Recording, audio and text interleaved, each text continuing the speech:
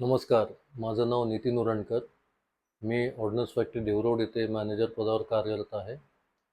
मला गेली वर्षभर पाठीच्या मणक्याचा, कमरेचा त्रास होता. लंबर पेन होता आणि तो जास्त ॲग्रवेट होत गेला.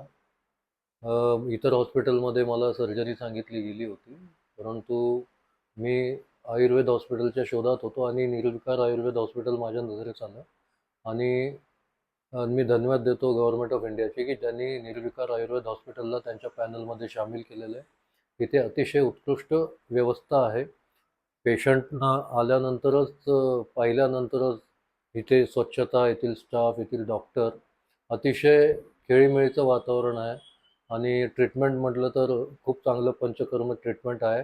सगळ्या प्रकारचं अद्ययावत यांच्याकडे रूम आहे.